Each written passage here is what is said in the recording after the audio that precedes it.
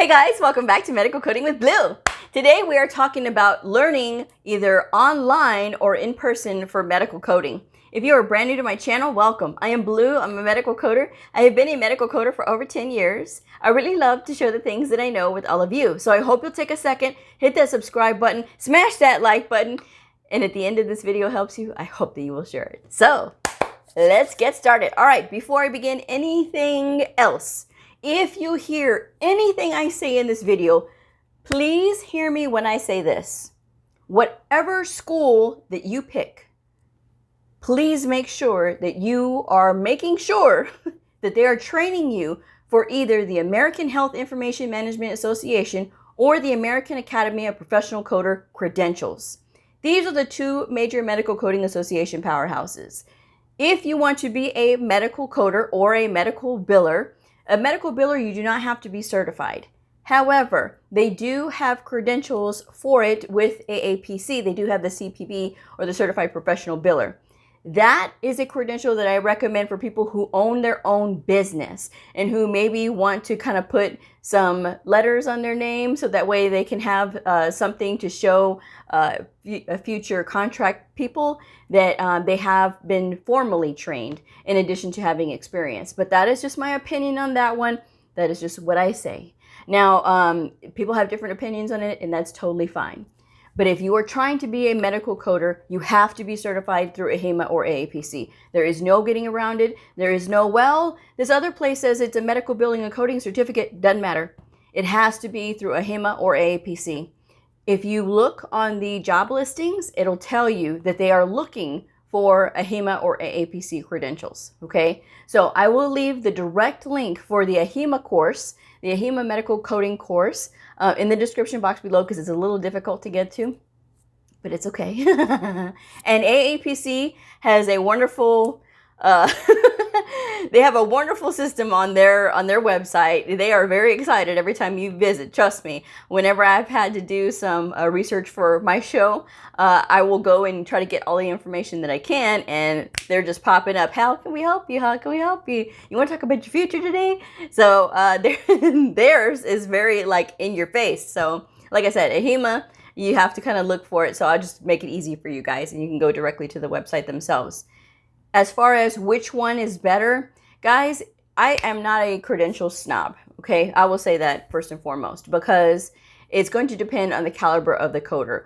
What credential you hold, it's not of importance to me, you know? So if you're asking me which one is better, I don't think there's one that's over the other one, okay? Both are well respected. Both will get you a job, okay? As far as like having their credentials, it is what you need to get a job, okay, I should say. So keep that in mind. As far as like, if you really want to do this, but perhaps you're working full time and you want to do something at your own pace, these courses that are through the association websites, AHIMA and AAPC, they are self-paced. So you can consider that when you are looking at the programs. They are reasonably priced, okay?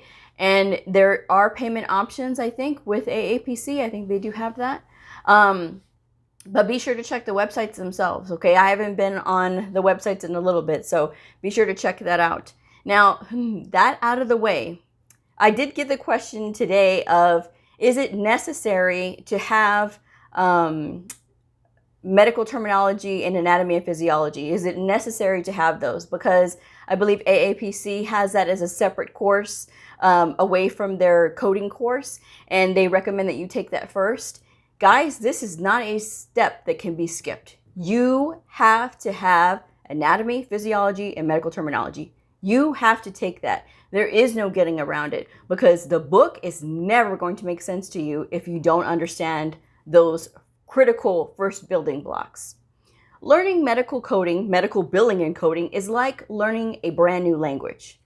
I'm not kidding. This stuff takes time to learn. Now, is it possible to learn it on your own? Absolutely. People do it all the time.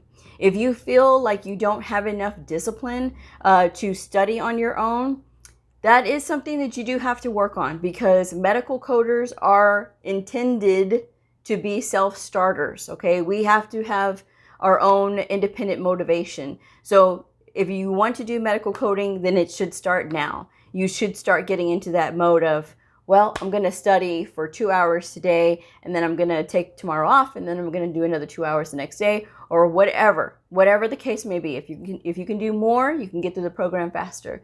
If you want to do less, it's going to take you a little bit longer. Okay. I know the AHIMA program online is 1 year from the time that you pay for it to get it completed. So that is something to keep in mind. That's plenty of time, 365 days to complete the program. So always watch your time if you are independently studying.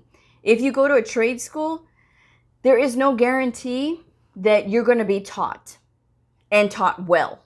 Okay. It's literally either you're going to have to do your research, like really vet the school and maybe ask some of the students, go to the school, try to find out what you can. How much do they help you? Do they help you with job placement? And are they helping you with job placement in a position as a coder, not as something else? Because sometimes they'll say, oh yes, we help with job placement, and they'll just get you any old job. So make sure that they're going to get you something that is in the field that you're being trained, of course, being a medical coder. So there's those things. But it depends on how you're going to be disciplined enough to get through the program. It is possible, but this is something that you have to do for yourself, and you have to make up your mind. This isn't something that you're going to learn fast either. So if you're looking to say, oh yeah, I want to do a really quick program and then be done with it and just get out into the real world, here's the thing, guys. Even if they tell you at the trade school, oh yeah, wherever you work at, they'll train you on how to code and things like that. Not so, unless you get a trainee position and they say it in the job listing. Okay, that is something different. But for the most part, employers are going to want you to already know how to medical code by the time you walk in the door. Now, will they know that you're new? Obviously, but it is going to take a lot on your part. You have to be doing your research. You have to be doing your studying in order to get yourself up to speed. Because remember, you're coming into a profession where there's professionals that have been in for years. Okay, so you can keep up, you can catch up, but you have to be willing to apply yourself. It takes a lot of discipline, and sometimes people will hear about medical coding, they'll hear about the wonderful salary and perhaps working at home. Right now, COVID has changed the picture of working at home. But I will say this, if you are getting into medical coding because you want to work at home, when you go through the program and you sit for your exam, you pass your exam, and then you're ready to take on the world, when you start applying for jobs, you cannot start with a remote coding job, okay? This is something that happens with the industry. They expect you to already have experience before you begin remote coding.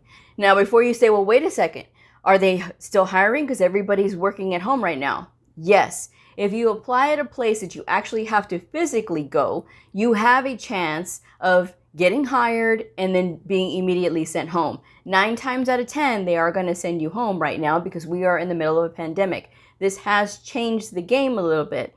So people where you have to go to a place are going to know and understand this. So they're going to expect that they're going to potentially have brand new people working at home. So they've already anticipated this. But remote coding companies are already built like they expect their people to already know what they're doing. So they're not going to hire somebody that is brand new with no experience to remote code.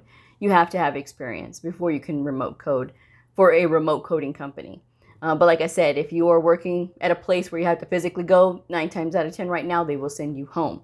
So consider yourself lucky, but just know that eventually you're going to have to go back to the workplace. All right. So that is something to think about.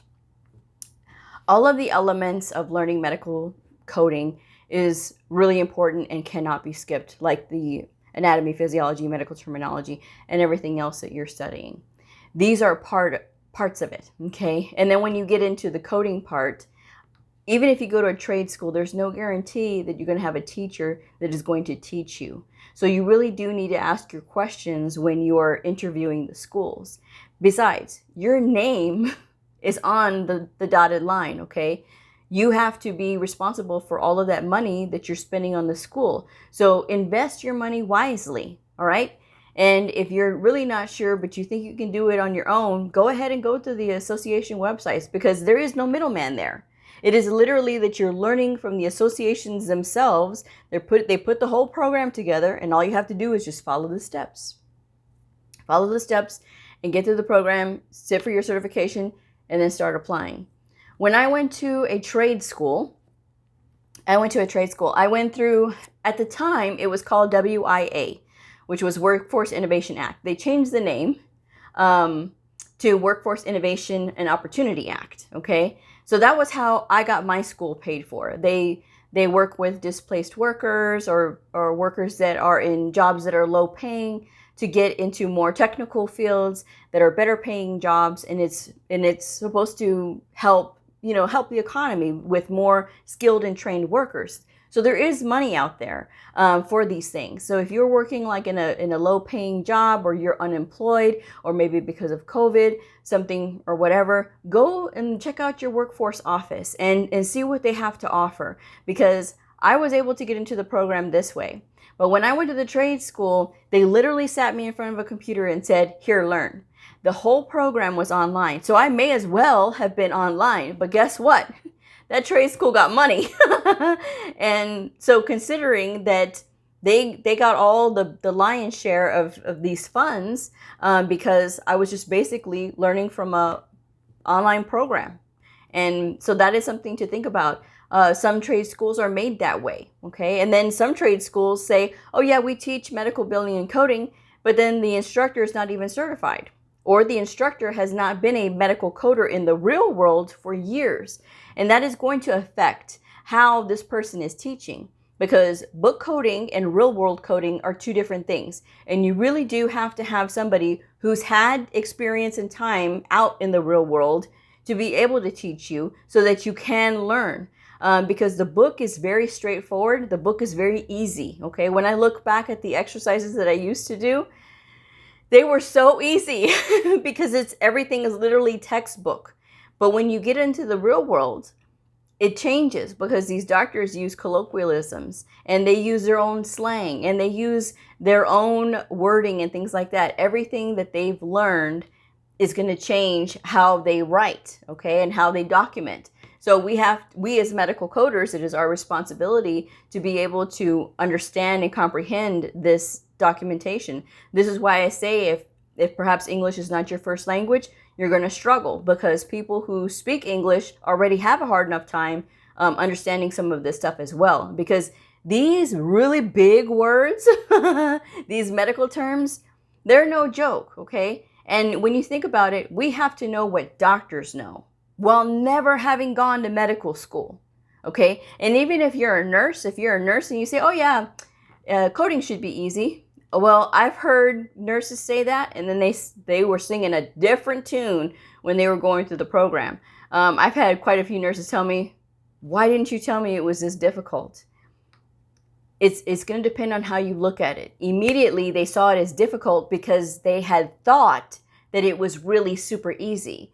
When they're doing coding, when some nurses, okay, I'm just saying, when some nurses are doing coding, it is literally they're circling from pre-selected codes, pre-selected diagnoses, maybe pre-selected procedures on this commonly used list, maybe, okay? That's what their consideration of coding is.